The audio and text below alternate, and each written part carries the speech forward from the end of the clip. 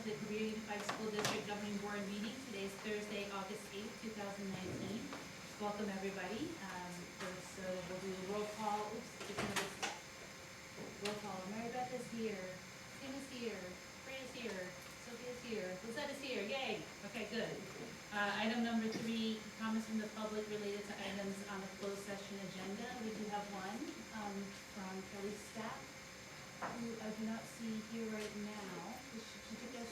Oh, and she wasn't here because she forgot she. Where's your here? Yeah, she must have stepped out. Well, we can. Well, there's actually we're not. If that's okay. We can. Oh, I'm sorry. I should do the first. Oh yeah, we'll do the pledge of allegiance first.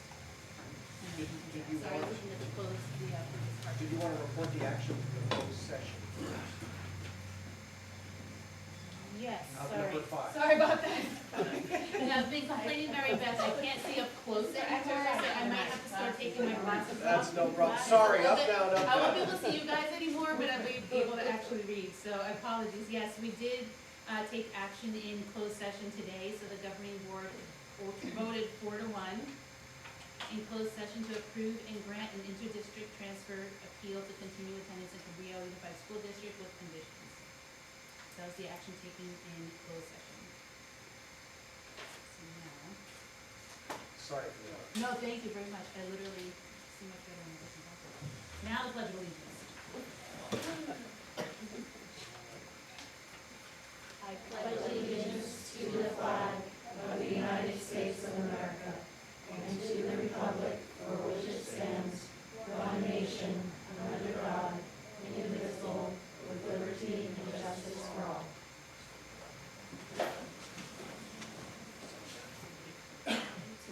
Item number 7, adoption of the agenda as presented or amended. Do we have a motion? So moved. Do we have a second? All in favor, please say aye. Aye.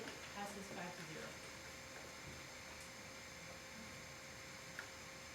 Number 8, student staff community recognition. We have none today, so we move to item 9. Comments from the public related to items 9 on the agenda. And I'll have to see if Kelly's here in the audience. No.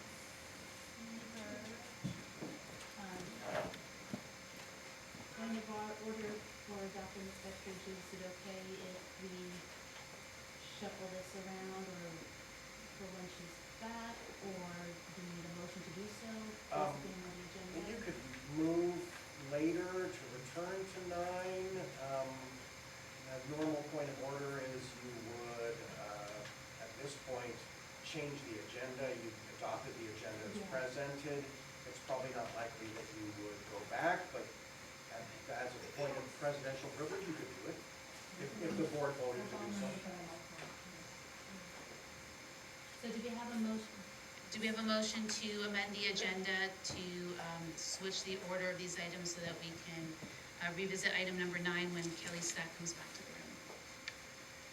Okay. And I'll use my discretion to fit it into a good place. Motion?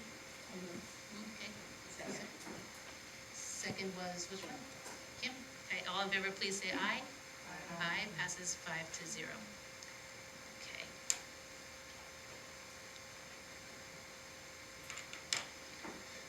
All right, so that brings us to item number 10, representative reports.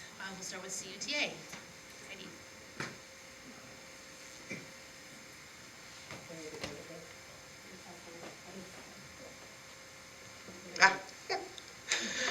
All right, hello and welcome Dr. McFettridge, and hello to the board. It's nice to see you guys. I just want to take a moment to introduce myself to you. I am Heidi Mills. I'm the incoming co-president of the Cabrillo Unified Teachers Association. I teach transitional kindergarten and kindergarten at El Granada Elementary School, but I'm also much more than that. I'm an alumni of El Granada Elementary School. I started there in summer preschool and kindergarten when I was 4. I went through the awkward Cunha years and on to graduate Half Moon Bay High School. And now I have 2 Half Moon Bay High School students of my own, a junior and a freshman, and also a 3rd grader at El Granada Elementary. They have all done very well so far because of the teachers that they've made connections with. teachers that care about their health and their successes as students. When I went to school, it was a very different place. There was little choice, little respect for our school district, and that was some 30 years ago. And you've heard from lots of people like me, who were born here and raised here, and the Coast really is a unique place, filled with passionate people with similar stories. But let me be clear, this is not the school district of my childhood. You and we have all worked very hard to make improvements and make it an exciting place to be, where passions and futures can begin to be realized. But the reality is that it's also an extremely challenging place to live as a teacher. I know you are faced with very difficult decisions about going forward, but our members also face very difficult decisions, like how they're going to pay their rent increases or buy gas or groceries when all basic necessities are going up except our salaries. So with that said, I look forward to working together to come up with solutions that can benefit both our students and our teachers despite our funding shortcomings. Thank you. Thank you, Heidi. All right, next 10B, CSA Representative Reports. Steve. Good evening, school board members.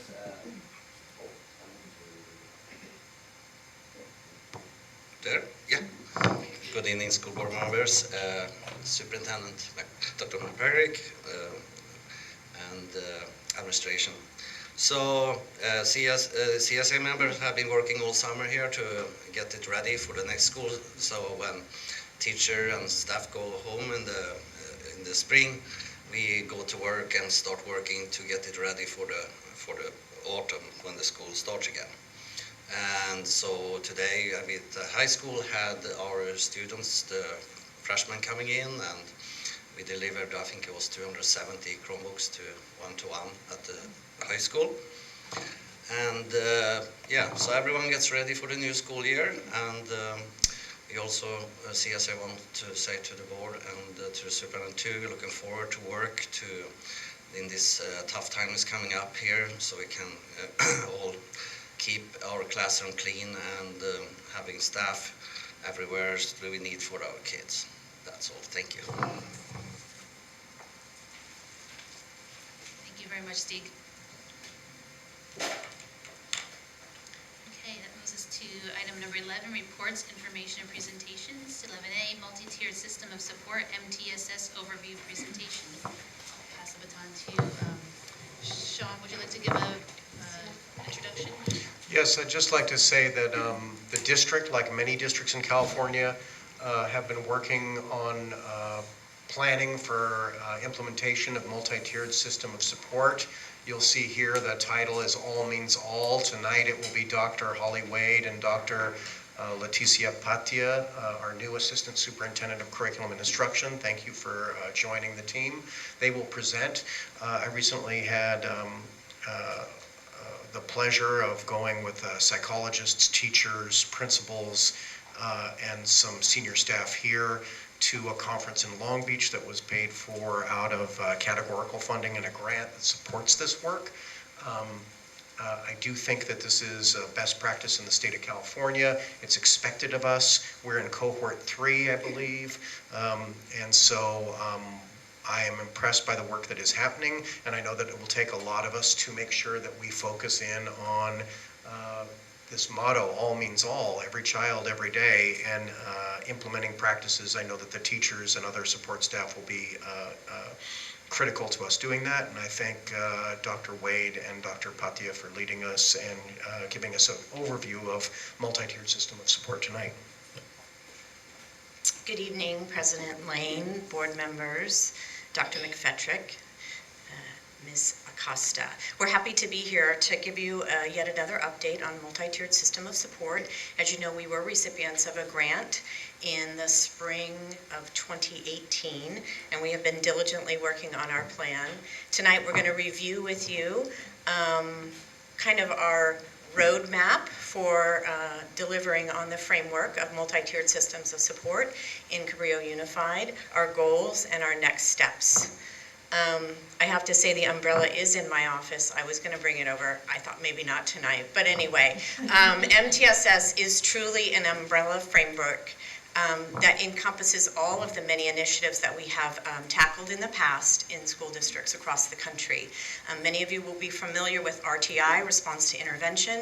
MTSS incorporates RTI as well as collaboration, parental engagement, curriculum, professional development, and teamwork, and of course integrates the positive behavior intervention and support work that the district has been doing for many years. Change in Cabrillo Unified, just like anywhere else, is hard. Oh, it doesn't say that. I'm sorry. We are absolutely in the phase of implementation for MTSS, and we are in the preparation phase. We are preparing our leaders. We did that throughout the course of last year. We integrated the work of MTSS, Multi-Tiered Systems of Support, in our LCAP, in our Performance Indicator Review, and in our SIPSAs and Professional Development Plan for this year. Led by former Assistant Superintendent Joy Dardanelle, you've heard quite a bit about our preparation phase and how we have concerted all of our efforts to make sure that we're focused this year on moving through preparation to get some action. This year, our goals will include a district MTSS improvement team, and that was the team that went to Long Beach to learn together. I'm happy to say that we also included Rosalba Segura from the Migrant Education Office to finally bring a full approach to serving all students in the district, and that was a great ask from Dr. Bhatia, and also we really appreciate Ms. Segura being with us in Long Beach. Great team building. We will continue to work on defining our tiers at the school level. All of our schools are doing wonderful things and intervening for students in all different ways.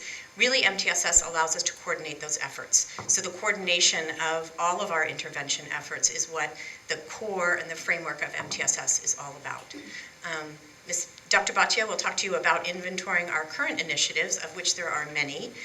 We will also work with our leadership team. We started that work this week at our administrative retreat on a data calendar.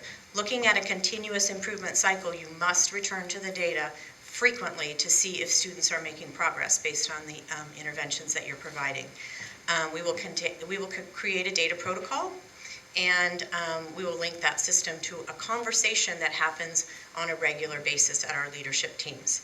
And just to revisit every child every day, that means that we will coordinate our efforts to make sure that every child in every classroom has the best intervention and instruction possible. As a part of the grant, we were asked to put together a 3-year implementation plan. So in 18-19, we did a variety of activities to really get ourselves ready. We did assessments at different school sites. We had monthly meetings, both for our MTSS team as well as our UDL team. In 19-20, we have sort of expanded all the areas that we're going to be looking at. We will certainly be implementing our universal screeners for dyslexia, and we talked about that work in the spring. We're happy to begin that important work with our students. We will continue to meet monthly. We will embed that professional learning as a part of our professional development calendar. It's already there, and we will work with our school sites to make sure that they're learning alongside their administrators and teachers together.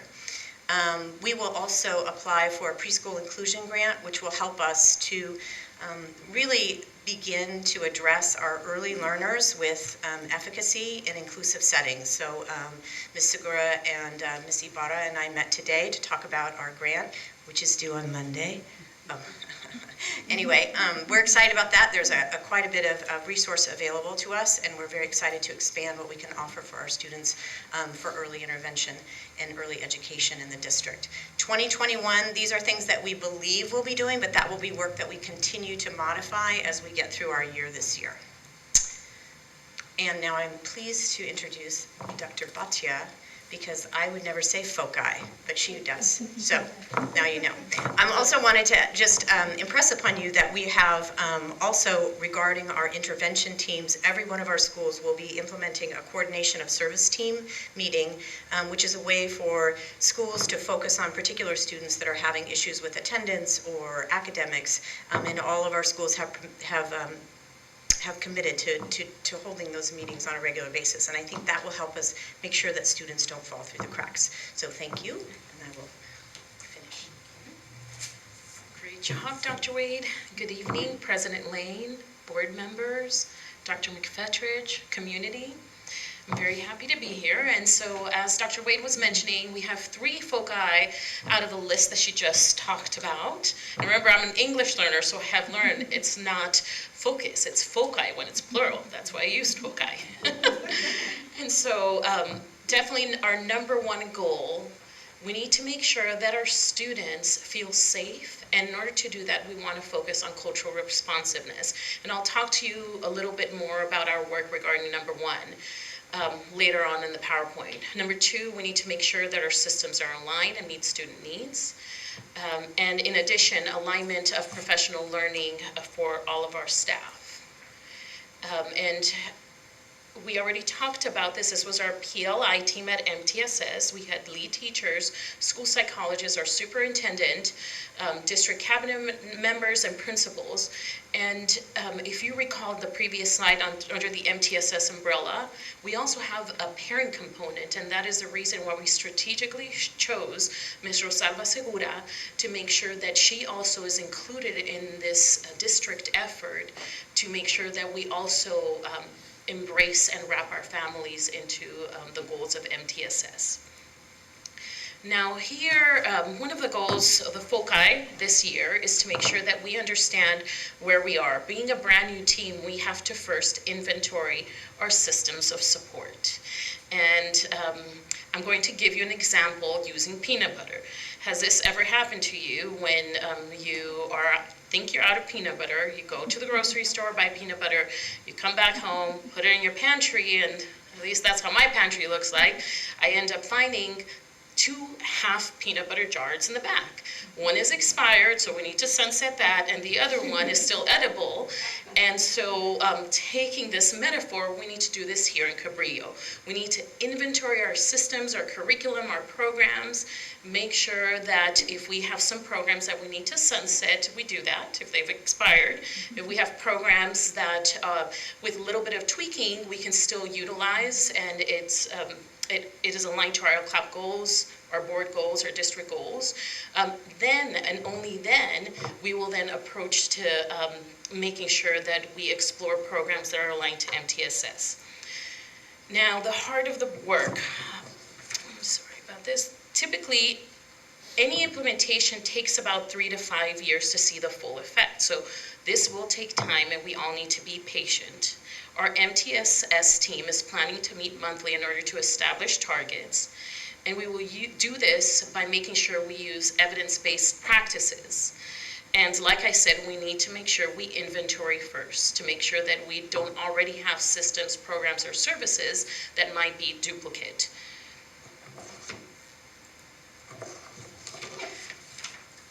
Now, we also talked about cultural competence. That was another foci for this school year. So prior to any work, MTSS talks about the importance of really taking a look at who our students are. The name of the conference was Know My Name, My Face, Know My Story.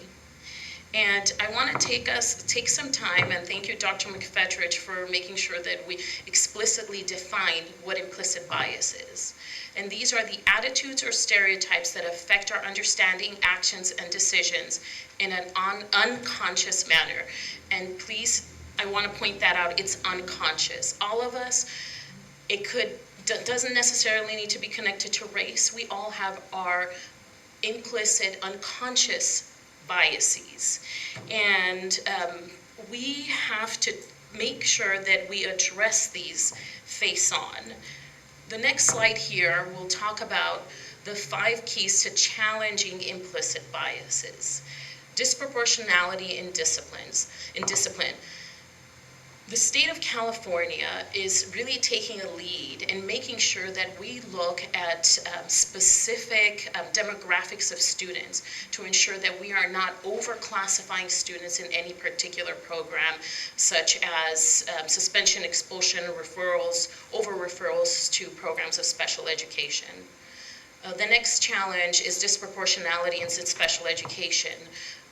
Sometimes there are misguided placements because of implicit biases. There sometimes is an overclassification of, for example, boys. Boys might be a little bit more active, and there is data throughout the United States that sometimes our classes, or special education classes, might be higher with boys because the behaviors of boys might be a little different than girls.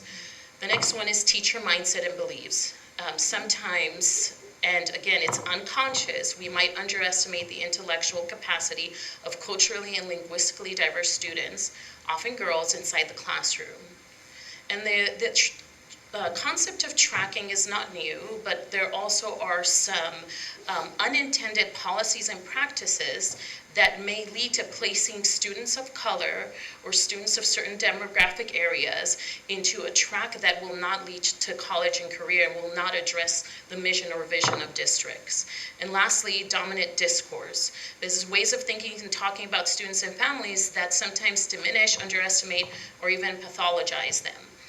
Now, we kicked off the year here with an activity called My Name, My Identity. And it's an activity that we are asking our principals to engage their teachers in making sure that we do one simple thing. We ask students what their name is, how to correctly pronounce their name, and the story behind their name.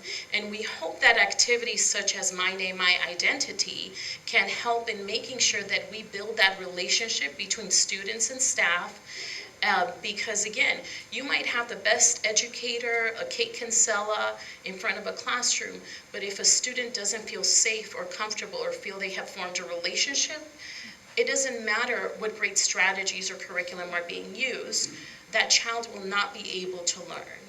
And so we hope this year to begin to grow on making sure we add more strategies and lesson design in making sure that we become more inclusive and continue to be inclusive and respectful of students' cultures and backgrounds. Now here's a little bit about the ongoing work for the upcoming school year, 2019 and 20. We will continue the work of MTSS, and like in the previous slide, this will be a journey. We have begun some work on UDL, that's Universal Design for Learning, and we're going to pilot this at some of the sites. UDL is under the umbrella of MTSS. We also, again, will complete an analysis of the barriers and gaps in our program through data talks or cycle of inquiry. In regards to the performance indicator review, where we take a look at data, and particularly data of students with disabilities, we're going to make sure that there's a seamless consideration in the alignment to LCAP and PIR. And again, data is important. Data will help us grow, we believe, in a cycle of continuous improvement to make sure that we all have room to grow as educators, as adults, and we believe in the growth mindset for our students, and that's the approach that we're taking as leaders here in the district office. We also want to take a look and realign supports to ensure that attending school with siblings and neighbors, it is part of IEP discussion to ensure that students are part of a least restrictive environment. Professional development and professional learning will be ongoing in order to make sure, again, that students feel safe, supported, and able to learn in the educational setting. And we already talked about implicit bias, and we've already begun some of that work, and we really hope that we can continue on the journey of MTSS to ensure that we include all students and support the whole child in itself. Lastly, do you have any questions for Dr. Wade or myself? And I do want to say I call Dr. Wade the MTSS queen because I definitely have a lot of learning to do from MTSS. Or maybe let her take the mic. Happy to answer any questions. I got a question. How does MTSS fit in with PBIS? Or are they exclusive, or do they go together? How does that work? The original graphic that they use, and there's all different kinds of graphics, PBIS is under the umbrella of multi-tiered system of support. So the way we interact with our students academically, behaviorally, social, emotionally is a part of our MTSS framework.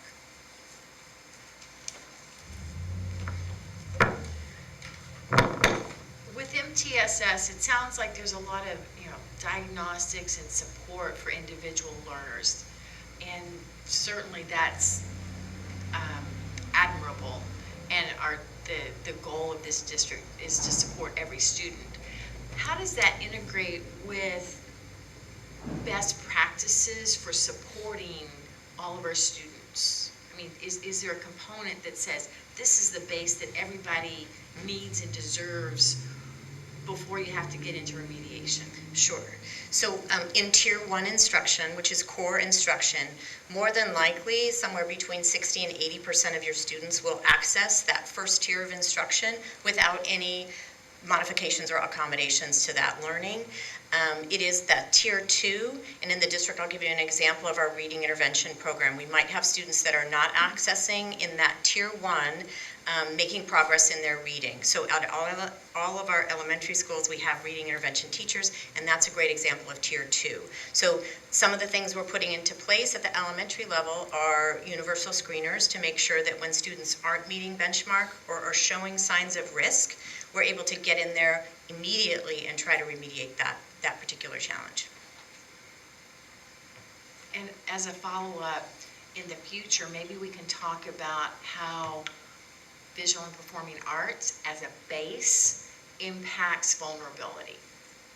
Could it make kids less vulnerable if there's that full suite of cognitive experiences from the get-go? Cool. I just say cool. Absolutely, every child is going to respond differently, and we want to make sure that every child has a connection to something that makes their heart sing. And I think that visual and performing arts for some students is absolutely that pathway. For some students, it's physics, because you're also a scientist. That's why I said physics. But anyway, it absolutely, we want to make sure we have a full continuum of things and options for students. And first of all, I just want to welcome Dr. Bhatia here to the Cabrillo Unified School District. It's your first meeting entirely. It's Sean's first regular meeting with us, so welcome to Sean as well. It's just thrilling to have 3 highly educated doctorates here with us at the office. I think that might be a first for us potentially, and certainly your leadership already. I can see kind of the synergies and the stars that are coming from all of you guys, and in particular to have a lot of the material that Holly, Dr. Wade, has brought to us before, and that you both together brought to us today in terms of really this forward thinking about implicit bias. And of course we've been talking about MTSS for some time, but to see kind of really what it's starting to look like in terms of the implementation of it and what the elements of it and the principles are, including the growth mindset. And just as you were speaking, I felt like, wow, this is so cool and so exciting that we're getting to the point where we're addressing these kind of underlying principles that really, as you say, we know from the research really do drive a lot of the learning as they can be applied consistently and with support. So it's really exciting to have you present on these topics. I didn't have any, the only specific question I had was with regards to this material was that you referred to the MTSS team, and I was just curious, like, what roles are involved in that? Oh, should be a pretty easy question. So the district leadership team then would be Rick Alva, who's our data specialist, our CTO, Leticia from a curriculum instruction perspective, me from an educational supports perspective, Jason from a student services perspective, and then we included, again, Rosalva Sakura for her family engagement, and we also have included all of our principals, and that is wonderful. We spent a little bit of our time at the retreat focusing their particular site goals around our MTSS framework. Thank you. I might have Any comments or questions? Yeah, thank you for the presentation. It's Sure. great to see where it's at. Definitely I've heard about it through the LCAP process over the last couple of years, but nice to have more specifics. Kind of a question and I guess a request for at some point future clarification on this part of it. When you talk about the inventorying of different programs, I'm hoping that we're also going to do an inventory of what data we're using. I know there's been issues over the years of the different data systems. Some take longer to assess students with, others are simpler for them. And then of course we always have the testing data that we've used for years, but it can be kind of unreliable. You're comparing different apples and oranges, different groups of cohorts to each other, it doesn't really show you things. So I'm just hoping that at some point they're in that inventory and we can look at what are the most useful and easiest to get data that can give us, because we're not going to get anywhere if the data itself isn't helping us to really target the students that truly need help in those moments. And so at some point I'd love to hear more about where we're at with the data, and I'm not asking now because you've just arrived, but I know that it's been kind of an issue over the last couple of years, so at some point I'd love to learn more about that and hope that that's a part of our inventorying process in terms of, because with the LCAP we have to have certain things, but we can also have our own. We've been using Fontes and Pinnell. My understanding is it takes us a different amount of time to do that, so then there's other ways of checking in, and just kind of an understanding of how that data is then playing with the state testing data and other things that we have to do. So. Yes, definitely. I can't speak on that.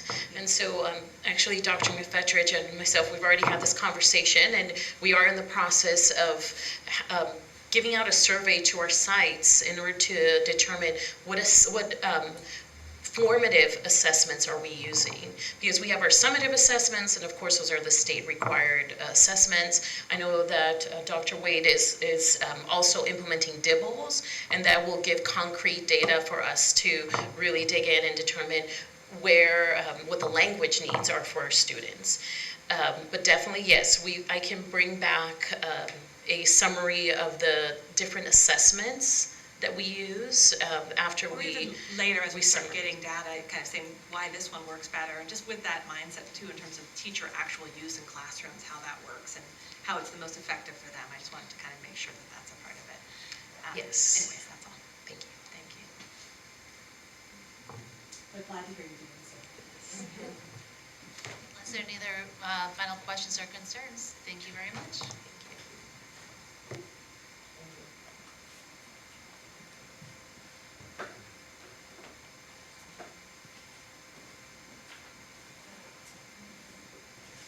Okay, that brings us to item number 12, discussion items. There are none, so we'll move to item 13, communications.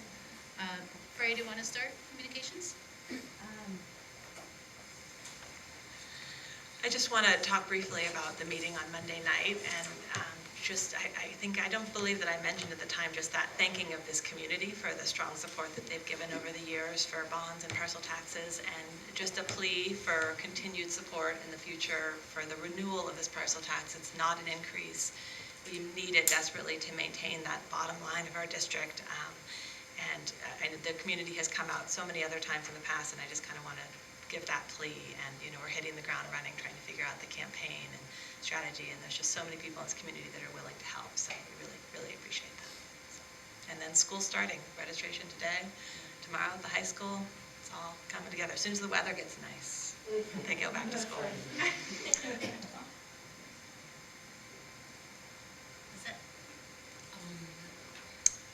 School is starting, so I want to, principals and everybody here, just wish you good luck on those first crazy days where everybody's like, at least I know as a parent, I feel like I'm running around like a chicken without a head, because I'm trying to get there and then trying to figure out, and even though it's the same school, it's just the fact that it's like a different classroom is like, I feel like a child myself, like anxious, and I'm like, wait a minute, yeah.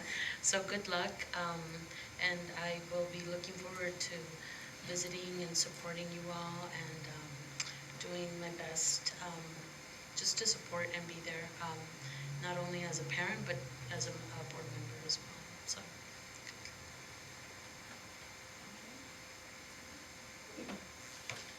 I think I echo the sentiments of appreciation for this district and for the parents and our new leadership here. I'm really looking forward to working with this team and this board. I think we're off to a good start. One thing we haven't mentioned is that we did a full day retreat in terms of as a governance team with Dr. McFetridge, and just planning ahead. So I think that's giving us a stable base to understand each other and best practices. So I look forward to other study sessions and working with the community. It's going to be a busy and exciting year. I just wanted to kind of echo on Kim's heels about the our new leadership we have here. And I really did enjoy that retreat we had. I really feel like it kind of helped us meld and figure out how each of us can help students to the best of our ability and what's within our purview to do and things like that. So I just want to welcome everyone and welcome back to school. Great, yeah, same here. I think it's exciting to have a new leadership, a formal official welcome to Dr. McFetridge for being here with us. I think the expression we landed on was drinking from the fire hose in terms of how much is coming all your directions, no doubt, with Leticia as well as with our new interim CBO, James Crawford, who's not here with us tonight, but is certainly hit the ground running on the finance and facilities piece as well. I also wanted to welcome Farallon View new principal, and Childer, okay, I wasn't sure if it's like an Italian CI spelling pronunciation, but very much wonderful to have you here with us tonight, and welcome. And the Farallon View community is also really excited to have you join them, so thank you also for hitting the ground running, no doubt. And as well as we have certainly new employees around the district as well, in terms of faculty and staff, and many families joining us as well for this new start of the new school year next week. We referenced this is now our third meeting this week. It's been a busy week with our really, really great retreat and a really, really productive, important conversation we had on Monday about kind of a financial overview and big decision to request and continued investment from our community in our students. So it's been busy, we'll continue to be busy. I've been actually thinking a lot about, one of the things that we did at our governance team meeting was look at meeting norms or meeting protocols. I can't remember what we called them, but we had different things that we thought, like, these are good things that we want to make sure we do at all our meetings. Sean, actually, you called out one that stuck with me. It wasn't one of the initial ones I thought of, but after you said, I've been thinking about it a lot. In this time of change, especially, and it was, we will work toward the future, learning from the past. And to me, that really, especially as we went then through the difficult conversation about funding and the implications for our school district as a result of the insufficient funding at the state level, clearly, we have partners here from the county, we have, partners from the community, ourselves, and many within the district and our schools that we'll be working with over a lot of pretty hard decisions that we're expecting over the next several months. So change is, part of life and certainly brings opportunities as well.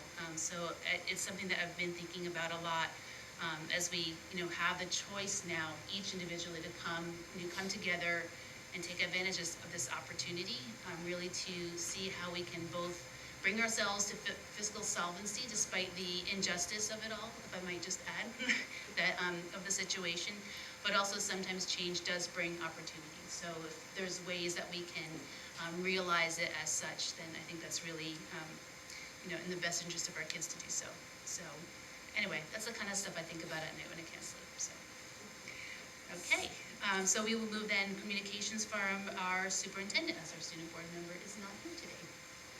Sean. Well, it has been a busy week. We did have a retreat on Sunday. We did have a meeting on Monday, and I'm happy to be here on a regularly scheduled board meeting. I'm happy to see our bargaining unit representatives here. Thank you for speaking. Thank you for being present. I'm glad to see so many employees and principals here. I see Half Moon Bay High School Principal John Nazar is here, and I see Martha Ladd from El Granada's here, and Ann Childer, of course, our new principal from Farallon View, and David Porcel, David, nice to see you, from Hatch Elementary.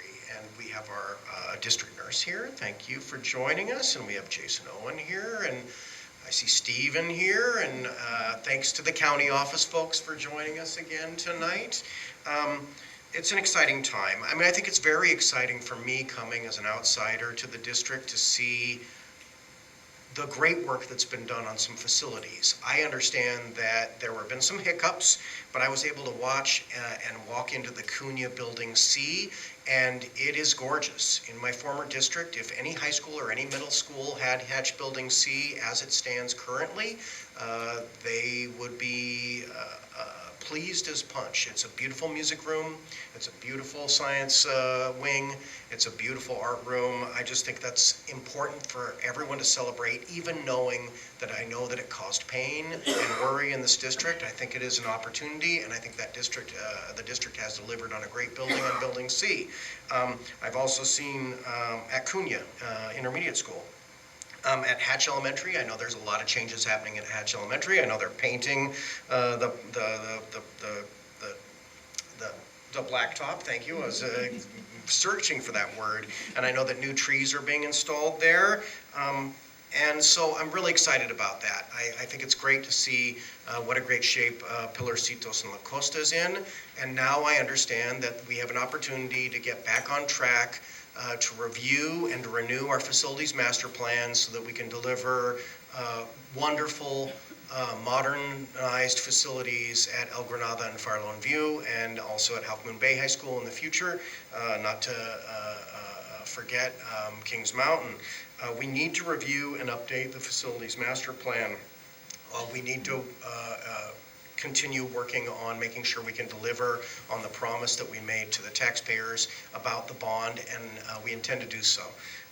I know that some people have talked about the parcel tax. The board did vote unanimously 5-0 for a replacement renewal parcel tax. And what that means, it is the same amount of taxes that people were accustomed to paying.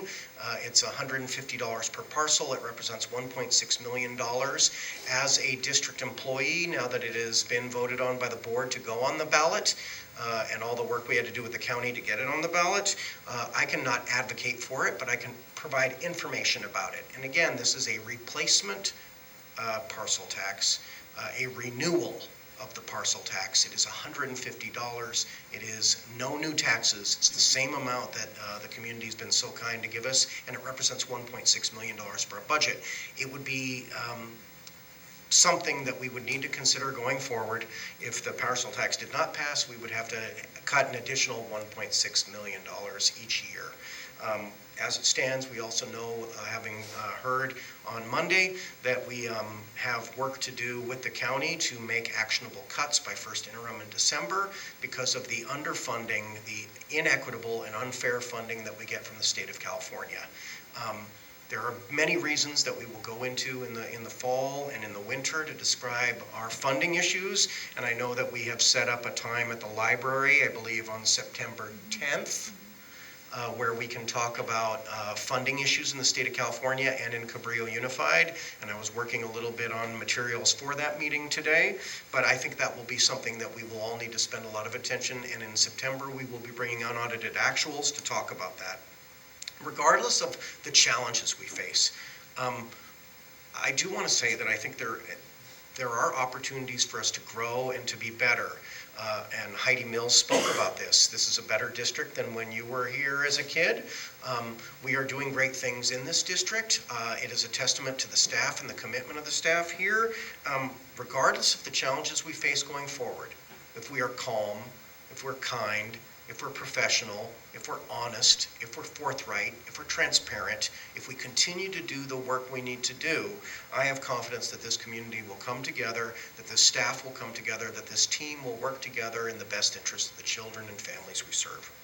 I'm excited about the great work that's happening here. We need to continue that work. I was particularly excited to see Dr. Patia and Dr. Wade present on the coordination of service team efforts that will be happening at our schools so that we can make sure that we live up to our promise of every child every day. And it was a great day today with new teachers. We got to go to Rotary with, they offer a lunch to us, I guess, annually. But new teachers, new psychologists, new counselors, our new principal, new superintendent, new assistant Assistant Superintendent. We were all able to go over there, and I really want to thank Rotary Club for hosting us. I think it's phenomenal. Again, it's emblematic of a community that is small, that is tight-knit, that loves one another. And that ends my report. Thank you very much, Sean. All right, brings us to item 14, consent items. Do we have a motion to approve? So moved. A second? I'll second. All in favor, please say aye. Aye. Passes 5-0.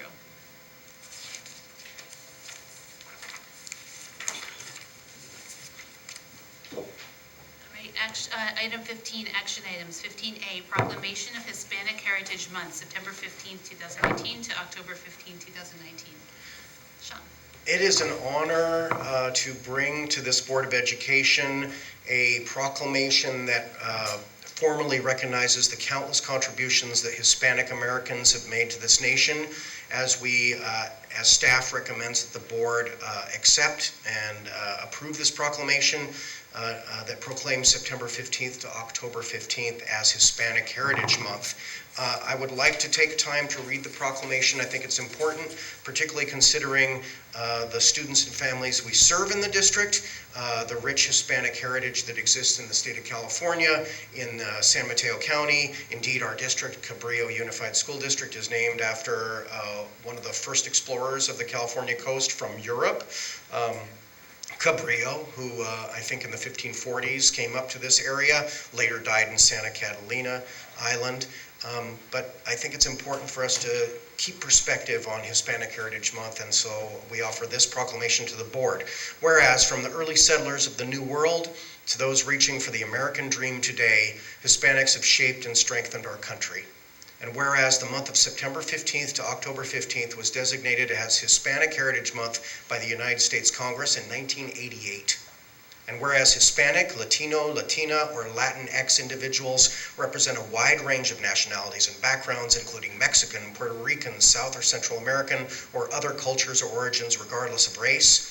And whereas September 15 was chosen to commemorate the anniversary of independence of 5 Latin American countries, Costa Rica, El Salvador, Guatemala, Honduras, and Nicaragua, and September 16 for Mexico's independence. And whereas this year's theme is Hispanic Americans, a history of serving our nation. And whereas the impact of the Hispanic culture and centuries-old traditions are manifested in our state's customs and laws. And whereas, like so many Americans, Hispanics and Latinos have overcome great obstacles to persevere and flourish in every sector of our society. And whereas Hispanic Americans continue to make important contributions to our society in American government, business, agriculture, armed forces, commerce, education, the arts, science, and sports. And whereas California Education Code Section 51204.5 specifically calls for instruction in the social sciences to include the study of the role and contributions of Mexican Americans to the economic, political, and social development of California and the nation, with particular emphasis on portraying the role of this group in contemporary society. And whereas Hispanic Americans are one of the fastest growing communities in this country, and represent 58.9 million or 18% of U.S. residents, 39.3% of California's population, which signifies the nation's largest Hispanic population, and 51.6% of Cabrillo Unified School District students. Now, therefore, be it resolved that the Cabrillo Unified School District Board of Trustees hereby recognizes and wishes to honor Hispanics, Latinos, Latinas, and or Latinx during 2019 Hispanic Heritage Month, and staff recommends approval of the proclamation. Thank you very much, John. Questions, comments from anyone? I'll just make a comment. Thank you to bringing this to us. This is the first time we're explicitly honoring Hispanic Heritage Month here at Cabrillo Unified, to my knowledge, at least in the past couple of years. And it speaks to our explicitly communicating about our implicit commitment that we've had and certainly feel in our schools and with our community, especially with regards to with our Latino community. So thank you for bringing it to us.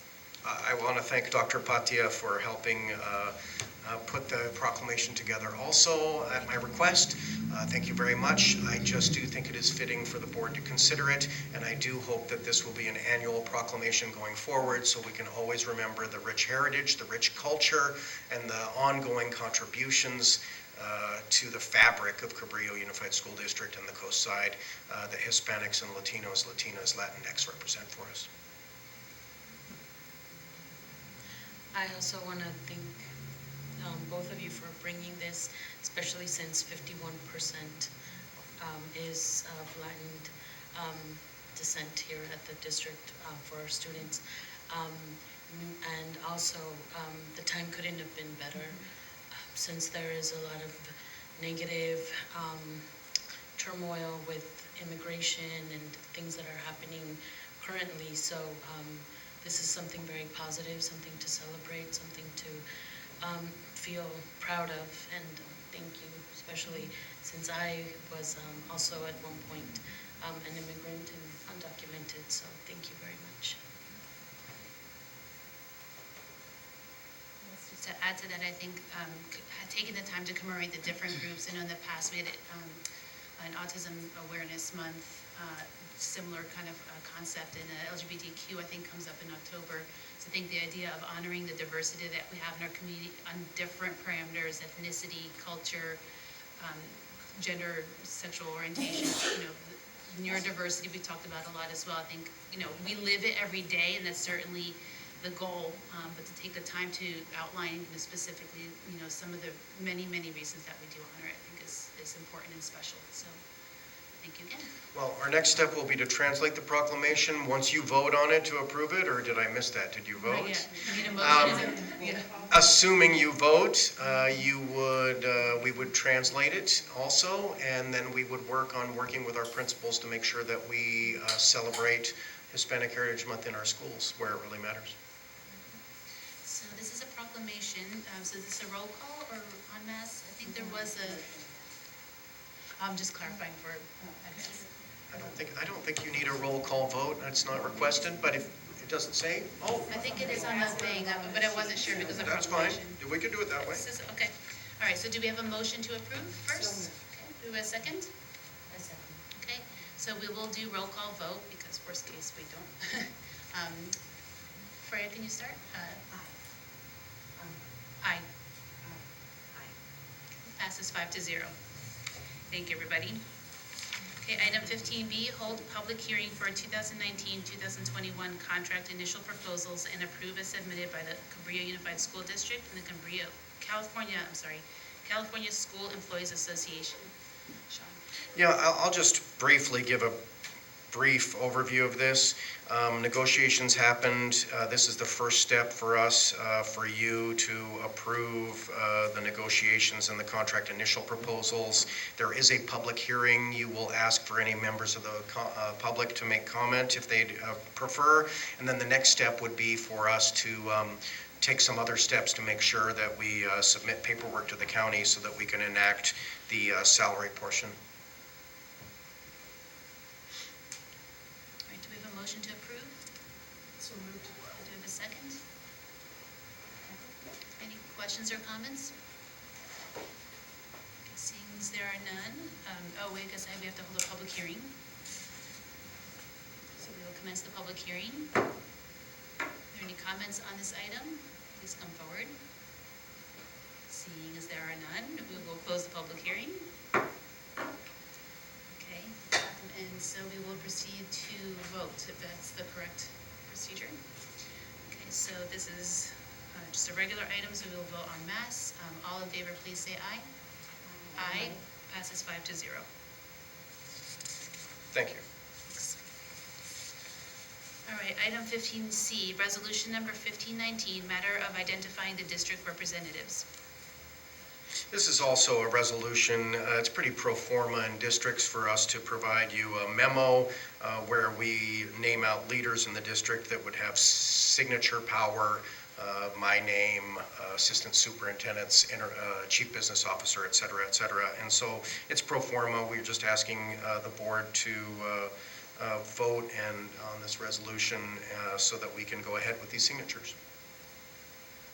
Do we have a motion to approve? Do we have a second? Second. Questions or comments?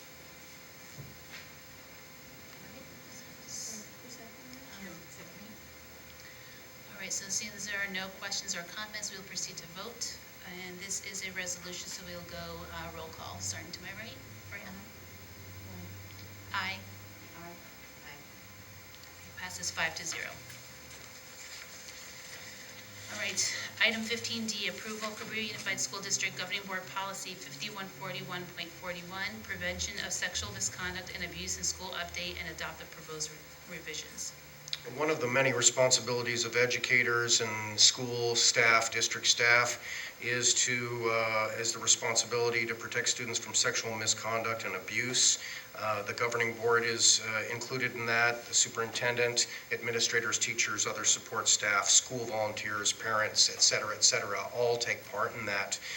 We have developed guidelines for the prevention of sexual misconduct and abuse in schools to help our schools deter misconduct, to provide accountability, and to establish clear and reasonable boundaries for interactions among students and teachers, other district employees, and adult volunteers. This policy codifies that. It's an updated policy. It is actually the policy that has been provided to us by San Mateo County Office of Education. By approving this policy and the administrative regulation that accompanies, you basically will allow us to provide online training to our staff and to others regarding awareness of how to prevent sexual misconduct and abuse in our schools. A motion to approve? So moved. Second? Second. Okay, questions or comments? Quick question. I wasn't sure what if it was revised or if the whole thing was revised. And I'm sorry, I meant to ask this earlier, just via email, but sometimes we have like the cut, lines crossed out and then added. So maybe in the future we could do that. But is it a whole new resolution? A whole new regulation and then a whole new policy? The policy and administrative regulation are updated and had to be taken wholesale from the County Office of Education. So these are completely new ones? And it is required of us. It is very similar to others that we've seen in the past, but it was required that San Mateo County Office of Education, that we take their policies so that we may participate in that training. And I was just curious, like, what the difference from our previous policies was, if there was any significant difference. So sometimes it's useful maybe to see the earlier one too. But yeah, no. So these are all just new, period. Yeah, I don't have a red line for you, and again, that's because you just chose. And also we adhere to I embrace the policy. I think it's a good thing, and I think it's the thing that will allow us to get the training that we all need to make sure we safeguard students' safety. Yeah, no, it sounded great. Okay, thank you. I'll just add a comment. I want to say thanks to the County Office of Education. Having read through the policy part is of course very high level, but the administrative regulation actually I felt like was very clearly well written, and the content was good. So I just want to thank the county office for not only providing the policy but also the supplementary training for our staff. I hope that is pretty well received. Just looking at it as a board member, as a parent, having to look at it. I think it's good stuff. So thank you for bringing it to us, and thank you to the Ken for formulating it.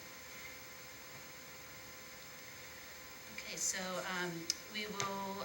This is just a regular vote, so we will vote on it now. If there are no further questions or comments, all in favor, please say aye.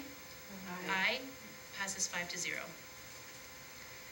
Okay, so item 16, future board agenda items, approval of the CUSD governing board policy updates and adopt the proposed revisions as recommended by the California School Boards Association. Future events, dates, and requests. There are a lot because school's starting back up. I'll read through them. Of course, next Thursday, in case you missed it, is the first day of school for students. Teachers obviously have been preparing earlier than that. August 15th also is the TKK Back to School Night at Hatch, 6 p.m. Also Back to School Night at Pilarcitos High School at 6:30 p.m. August 20th, Back to School Night at El Granada at 6 p.m. August 27th, Back to School Night Farallon View, 6 p.m. Next day, August 28th, Back to School Night grades 1st through 5th at Hatch at 6 p.m. August 29th, Back to School Night at Kings Mountain at 6 p.m. Also August 29th, Back to School Night at Half Moon Bay High School, 6 p.m. So it's going to be a busy month of back-to-school nights. September 2nd, holiday, all sites are closed. September 5th, back-to-school night continues at Cunha, 6 p.m. September 10th is the Big Lift Collaborative meeting at the District Board Room, 3 p.m. September 10th, the Chamber Education Committee meeting, District Office Boardroom, 4 p.m. Also, the Community School Funding Informational Event, Sean mentioned earlier, is a continuation of the events that were held in the spring. And then September 12th is the next regular governing board meeting at the District Board office here at 7 p.m. So we will not return to closed session as it is not necessary, and we will therefore adjourn the meeting. Thank you, everybody. Oh, I'm sorry. I forget that every single time. Do we have a motion to adjourn? So moved. All in favor, do we have a second? Second. All in favor, please say aye. Aye. Aye. Passes 5-0. Thanks, everybody.